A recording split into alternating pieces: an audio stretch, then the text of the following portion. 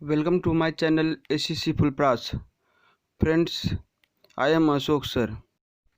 Friends, आज के class में हम लोग 10th क्लास के ट्रिगोनोमेट्री चैप्टर को पढ़ेंगे, तो बने रहिए हमारे साथ वीडियो के अंत तक। फ्रेंड्स, क्लास शुरू करने से पहले आपसे एक छोटा सा रिक्वेस्ट है कि यदि आपने चैनल को अभी तक सब्सक्राइब नहीं किया है तो सब्सक्राइब करके बेल आइकन को दबा दें, जिससे आगे आने वाले सभी वीडियो का नोटिफिकेशन आपको मिल सके। तो चलिए शुरू करते हैं आज का क्लास। फ्रेंड्स, आज से हम लोग 10th क्लास के मैथमेटिक्स का क्लास शुरू कर रहे हैं। चाहे वो मैथ आपका NCERT हो या फिर भारती भवन हो, ज्ञान गंगा का हो जिसको डॉक्टर UC सिन्हा जी ने लिखे हैं, फिर स्टूडेंट फ्रेंड्स का हो जिसे KC सिन्हा जी ने लिखे हैं, या फिर RS अग्रवाल हो या आलोक भारती प्रकाशन का हो। किसी भी प्रकार का मैथ हो, आप किसी का भी सवाल बना सकते हैं। तो हम लोग तो आज इसका इंट्रोडक्शन क्लास कर रहे हैं। इसमें क्या होती है देखिए, हमको केवल और केवल उसका फॉर्मूला चाहिए। अगर हमें फॉर्मूला पता हो, मेथड पता हो, तो हम किसी भी मैथ का, चाहे वह किसी भी प्रकाशन का क्यों ना हो, हम उसका सवाल ऑलरेडी बना सकते हैं और वह हमसे बनेगा, आराम से बनेगा। लेकिन फ्रेंड्स, ध्यान से इस क्लास को समझिएगा। ये इंट्रोडक्शन क्लास है ट्रिगोनोमेट्री का, त्रिकोणमिति का, जिसको आपको ध्यान से समझना है। अगर आप ध्यान से समझ गए, बढ़िया समझ गए, अच्छे से समझ गए, तो सवाल निश्चित रूप से बनेगा। चलिए शुरू करते हैं। फ्रेंड्स, हम लोग त्रिकोणमिति शुरू कर रहे थे, जो इंट्रोडक्शन क्लास है ट्रिगोनोमेट्री का। तो ध्यान से देखिए, यहाँ पर क्या है कि त्रिकोणमिति गणित की वह शाखा है जिसमें त्रिभुज और त्रिभुजों से बनने वाले बहुभुजों का अध्ययन होता है। क्या फ्रेंड्स, कि त्रिकोणमिति में त्रिभुज का ही अध्ययन किया जाता है। बहुभुज भी बनता है तो वह त्रिभुज से बने बहुभुज का अध्ययन किया जाता है त्रिकोणमिति में। त्रिकोणमिति शब्द ग्रीक भाषा के 3 शब्दों से मिलकर बना है। वह शब्द है ट्राई, मतलब 3, गोनिया मतलब कोण, कई बुक में गुण लिखा हुआ जिसका मतलब होता है भुजा, और तीसरा है मेट्रॉन जिसका मतलब होता है माप। इस प्रकार त्रिकोणमिति का शाब्दिक अर्थ 3 कोणों की माप होता है। चूंकि एक त्रिभुज में 3 कोण ही होते हैं, अतः त्रिकोणमिति का अर्थ त्रिभुज की माप होता है। त्रिकोणमिति का अर्थ त्रिभुज की माप होता है, क्योंकि मिति मतलब ही माप ही होता है। तो कोई भी त्रिभुज, नामी है त्रिभुज, वह 3 भुजा से ही बना होगा या उसमें 3 कोण होंगे, इसलिए उसे हम त्रिभुज कहते हैं। त्रिकोणमिति में सबसे अधिक महत्वपूर्ण है समकोण त्रिभुज का अध्ययन। फ्रेंड्स, जब भी हम त्रिकोणमिति यूज करते हैं, उसमें त्रिकोणमिति का फॉर्मूला, निष्पत्तियां यूज करेंगे, तो हमको समकोण त्रिभुज ही बनाना पड़ेगा। चाहे वह सवाल में दिया गया त्रिभुज समकोण त्रिभुज ना हो कि अधिक कोण हो या न्यून कोण हो, फिर भी जब हम अगला उसमें सवाल ड्रॉ करने जाएंगे तो उसे हम समकोण त्रिभुज बनाकर ही सवाल बनाएंगे। त्रिकोणमिति के ज्यामिति की प्रसिद्ध बौधायन प्रमेय पाइथागोरस प्रमेय से गहरा संबंध है। फ्रेंड्स, त्रिकोणमिति जब भी हम उसके सवाल को बनाएंगे, वह पाइथागोरस प्रमेय से ही बनेगा। क्या होती है पाइथागोरस प्रमेय, इसकी चर्चा आगे करेंगे हम इसी क्लास में। वास्तव में त्रिकोणमिति में त्रिभुज की भुजाओं और कोणों के बीच संबंध का अध्ययन किया जाता है। फ्रेंड्स, यहाँ पर हम त्रिकोणमिति की परिभाषा, डिफिनीशन लिखे हुए जिसे समझते हैं। देखिए, trigonometry is the branch of mathematics that is concerned with calculating the angles of triangles or the lengths of their sides। मतलब क्या, ये तो इंग्लिश में था, हिंदी में देखिए। त्रिकोणमिति गणित की वह शाखा है जो त्रिभुज के कोणों और उनके भुजाओं की माप की गणना से संबंधित है। क्या अर्थ है फ्रेंड्स इसका कि त्रिकोणमिति, नाम ही है त्रिकोणमिति, तीन कोण की माप या तीन भुजाओं की माप वाला क्षेत्र, तो क्या होगा, वह त्रिभुज ही कहलाएगा। तो उनकी भुजा और उनके कोणों में जो संबंध दर्शाते हैं उसकी गणना करते हैं, उसे हम त्रिकोणमिति कहते हैं। अगला टॉपिक हमारा है त्रिकोणमितीय अनुपात। त्रिकोणमितीय अनुपात, ट्रिगोनोमेट्रिक रेशियोज, इसे हम त्रिकोणमितीय निष्पत्तियां भी कहते हैं। Trigonometric ratios are the ratio between edges of a right triangle. त्रिकोणमितीय अनुपात एक समकोण त्रिभुज के किनारों के बीच का अनुपात है।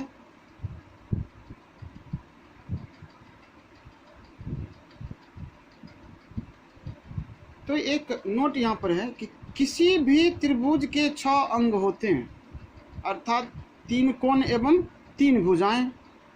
त्रिकोणमिति के द्वारा हम इन अंगों में संबंध स्थापित करते हैं। इन 6 अंगों में से कोई 3 अंग ज्ञात होने पर शेष 3 अंग ज्ञात किया जा सकता है। फ्रेंड्स याद रखना, जो त्रिभुज में 3 भुजा और 3 कोण अर्थात 6 अंग होते हैं, उनमें से कोई 3 अगर हमें ज्ञात है तो हम शेष 3 आराम से ज्ञात कर सकते हैं और उसे ज्ञात कर लेते हैं। आते हैं समकोण त्रिभुज। थोड़ा समकोण त्रिभुज को समझते हैं क्या है।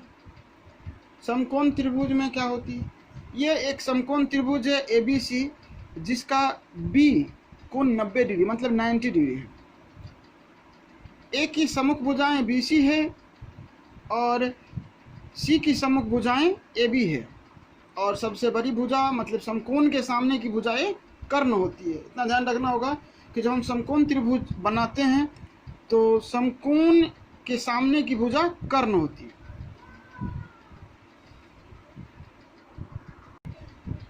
फ्रेंड्स, समकोण त्रिभुज में क्या होता है कि जो समकोण होती है उसके सम्मुख भुजाएं क्या होती है, कर्ण होती है, और संलग्न 2 भुजाएं हैं जिनमें से एक लंब और दूसरा आधार होती है।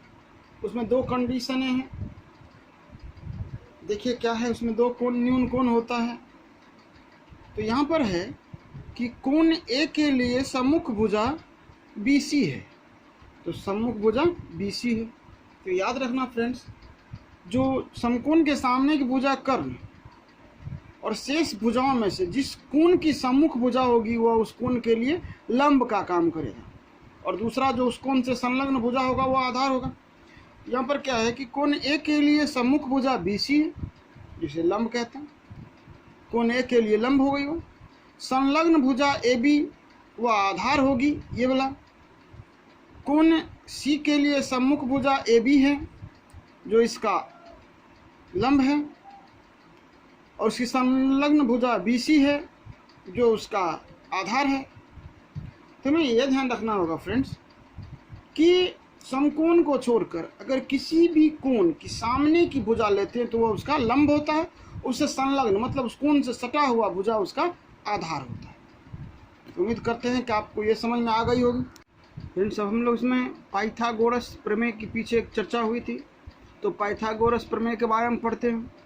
पाइथागोरस प्रमेय के लिए हमको एक समकोण त्रिभुज सबसे पहला पढ़ना आवश्यक है। सबसे पहले क्या पढ़ना आवश्यक है, एक समकोण त्रिभुज जिसमें B समकोण है और इसके सामने एक भुजा कर्ण हाइपोटेनस H, एक संलग्न भुजा जो ऊर्ध्वाधर है मतलब खड़ी है वह लंब, जिसका इंग्लिश होता है परपेंडिकुलर, जिसका संकेत है P, जिसका संकेत P है, और एक संलग्न भुजा है BC जो है आधार, ये क्षैतिज है अर्थात परिरेखा है, इसे कहते हैं बेस, और बेस का होता है B। तो चलिए हम फार्मूला पर चलते हैं। क्या होता है पाइथागोरस प्रमेय में, कर्ण स्क्वायर बराबर लंब स्क्वायर प्लस आधार स्क्वायर, लंब स्क्वायर प्लस आधार स्क्वायर, और हम यहाँ पर कर्ण का H, लंब का P और आधार का b पढ़ चुके हैं, तो हम यहाँ पर बैठा देते हैं h² बराबर p² प्लस b² और h बराबर √p² प्लस b²। इसी प्रकार इस फार्मूला से दो और नया फार्मूला बनता है, जिसमें एक है लंब स्क्वायर बराबर कर्ण स्क्वायर माइनस आधार स्क्वायर, और एक बनेगा आधार स्क्वायर बराबर कर्ण स्क्वायर माइनस लंब स्क्वायर, और सेम प्रोसेस होगा उसका। ये दो फार्मूला है, आप पहला भी पढ़ चुके हैं। तो आगे जो हमारा है वो टॉपिक्स है त्रिकोणमितीय अनुपात या निष्पत्तियाँ। हम इस टॉपिक्स को पढ़ चुके हैं, केवल इस पर फॉर्मूला, इसके अनुपात को समझेंगे यहाँ पर कि ये होता क्या है।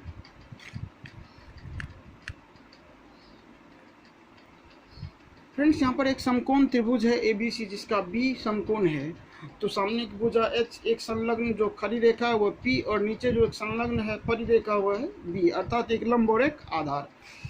हम एक कोण डाले हैं यहाँ पर, इसलिए एक के सामने लंब होगा और एक के नीचे आधार होगा, जो उसमें सटी हुई भुजा हुआ आधार कहलाएगा। तो साइन A बराबर फॉर्मूला होता है साइन A बराबर लंब बटा कर्ण। लंब है हमारा BC, कर्ण है AC, तो P/H हमने यहाँ पर लिखा है। cos थीटा बराबर होता है आधार बटा कर्ण, cos थीटा बराबर आधार बटा कर्ण, तो आधार यहाँ पर है AB, कर्ण है AC, तो AB बट्टा AC मतलब B/H यहाँ पर लिखे हुए। tan A बराबर लंब बट्टा आधार, लंब बट्टा आधार, लंब हमारा BC और आधार है AB, तो यहाँ पर P/B यहाँ पर लिखा हुआ। तो इसको याद रखने का तरीका है, सबका पहला लेटर उठा लीजिए SCT, तो बढ़िया नहीं लगता सुनने में, SCO उठाइए, T उठाइए, बन जाएगा स्क्वाट। तो यहाँ पर स्क्वाट को याद रखने का सबसे आसान तरीका है कि देखिए साइन में क्या होता है, S मतलब साइन, साइन में क्या होता है लंब बटा कर्ण, तो लंब बटा कर्ण, लंब के लिए L और कर्ण के लिए K लिखें। कॉस, कॉस में क्या होता है कि आधार बटा कर्ण, आधार के लिए एक, कर्ण के लिए K लिखें। और tan में क्या होती है कि लंब बाई आधार, तो L/A। ये पर शॉर्ट में पढ़िए, लाल बट्टा कक्का, लाल बट्टा कक्का, लंब आधार लंब, कर्ण कर्ण आधार, ये हो गई साइन का, ये हो गया कॉस का, ये हो गया tan का। साइन कॉस tan याद रखिए, लाल बट्टा कक्का, ये इसके हिंदी नामों से। चलते हैं इस इंग्लिश वाले पर, शॉर्ट फॉर्म क्या है, PBP,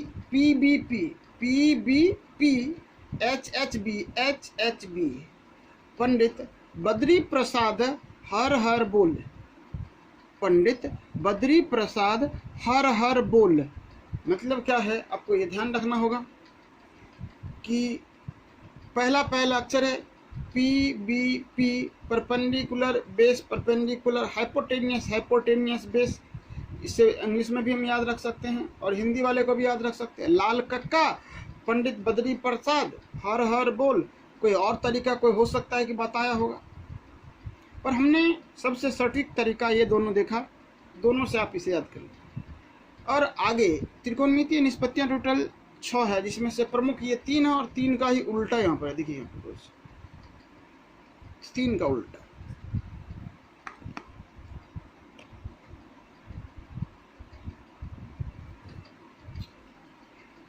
यहाँ पर tan का उल्टा कॉट है,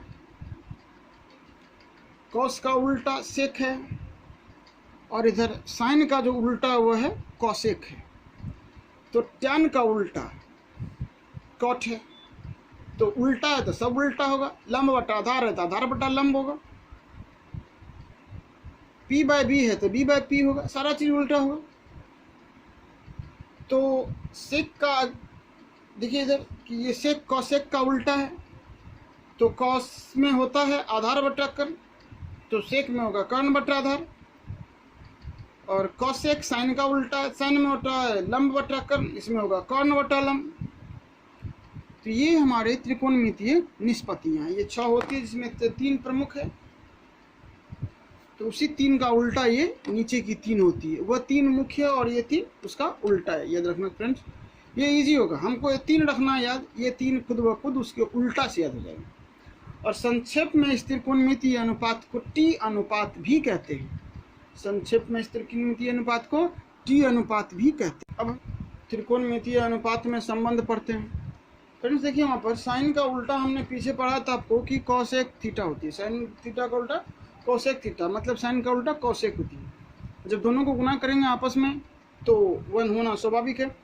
तो यहाँ पर फॉर्मूला देख लेते हैं हम पहले, बाद में से हम सिद्ध करके आपको बताएंगे। पहला अभी फॉर्मूला देख लेते हैं कि sine theta into cosec theta बराबर 1। तो साइन थीटा बराबर 1 bye cosec theta, cosec theta बराबर 1 बाय साइन थीटा। इसी प्रकार यहाँ पर है कि cos theta into sec theta बराबर 1, क्योंकि कॉस थीटा का उल्टा सेक थीटा होता है। तो कॉस थीटा बराबर होगा 1 बाय सेक थीटा, और सेक थीटा बराबर 1 बटा कॉस थीटा। यहाँ पर देखिए कि टैन का उल्टा कॉट होता है, मतलब टैन थीटा का उल्टा कॉट थीटा, दोनों को गुना करेंगे तो 1। टैन थीटा बराबर 1 बाय कॉट थीटा, और कॉट थीटा बराबर 1 बाय टैन थीटा। ये फॉर्मूला हो गई। और इन फॉर्मूलाओं से और एक फॉर्मूला बनता है कि टैन थीटा बराबर साइन थीटा बटा कॉस थीटा, और कॉट थीटा बराबर कॉस थीटा बटा साइन थीटा। ये हो गई हमारे त्रिकोणमितीय निष्पत्तियों अनुपातों में संबंध। तो फ्रेंड्स आज की क्लास को हम इतने पर समाप्त करते हैं। तो जो ऊपर जो इतने सूत्र लिखे हैं हम लोग, तो उपयुक्त सूत्रों को हम अगले पार्ट अर्थात क्लास में सिद्ध करेंगे। तो याद रखेंगे कि इसको बढ़िया से पढ़ना है, इसको समझना है।